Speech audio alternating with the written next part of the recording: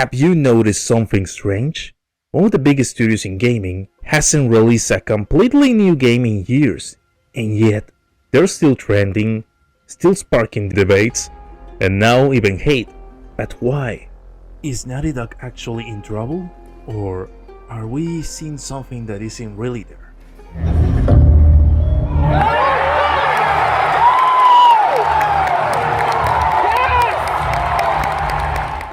Let's be clear from the start. Naughty Dog is not dead, they're not clearly in crisis, but they are in a specific situation. Transition. After The Last of Us Part 2, they closed a major chapter, divided their audience, and now they're redefining their future. The problem is, while they work in silence, the internet fills that silence with furies. We can't ignore it. The Last of Us Part 2 is still one of the most divisive games ever, and that left a mark. Even though it won GOTY, sold millions, remains highly relevant. The conversation became polarized. I personally enjoyed the game, but it didn't satisfy me as much as the first one. And Abby's first fight against Ellie made me a little uncomfortable. I still believe that GOTY was for Hades.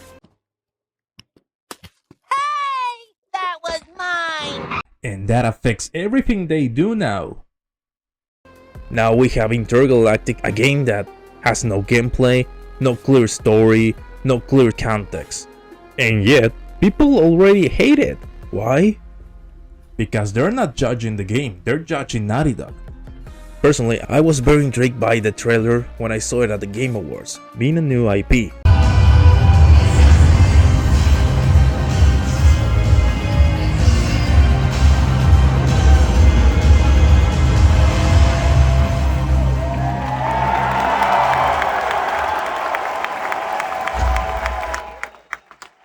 But I also understand people's displeasure at seeing the dislikes and how Naughty Dog blocked the comments, not forgetting the clashes that the actress who plays Jordan has with the fans. But I already talked a lot about the topic before, and I don't want to become redundant. And this is one of the most important points. Factions was cancelled, and that's a big deal, because it was loved, it had huge potential, it had years of development behind it. But Naughty Dog decided not to become a live service studio.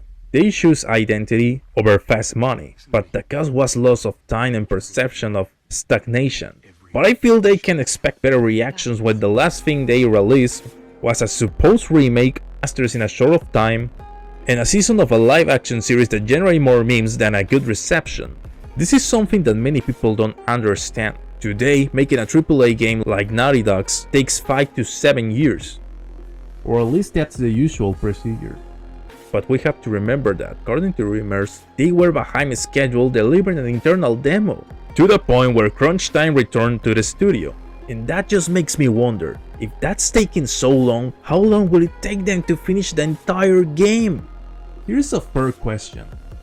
What if their next game doesn't meet expectations? People complain, criticize pricing, criticize decisions, but people can complain and still buy the game.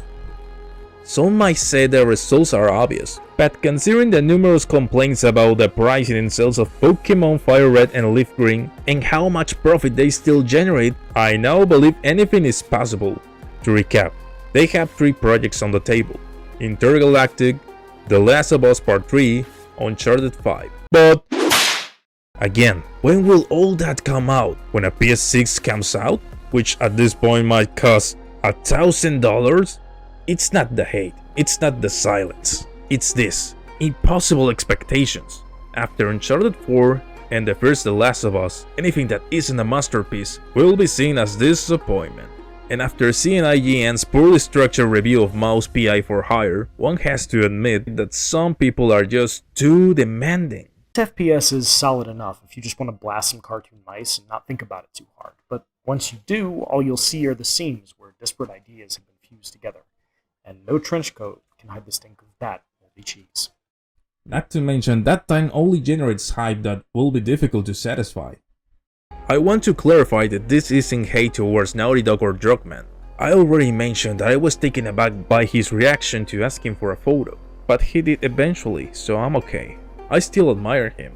I'm especially emphasizing this after how my video about Metaphone was received. So is Naughty Dog in trouble? Not really. But they are in a delicate position, a divided fanbase, extremely high expectations, and a future we still haven't fully seen. Maybe the real problem isn't Naughty Dog. It's us expecting every game to change the industry. Because one thing is certain, when they finally show what they've been working on, everyone will have an opinion. So what do you think? Do you still trust Naughty Dog as one of the best studios ever? Or not anymore? Please let me know in the comments, please share, subscribe and give a like. I'll see you next time when Naughty Dog has some news. Well, that's probably not a good idea. See ya.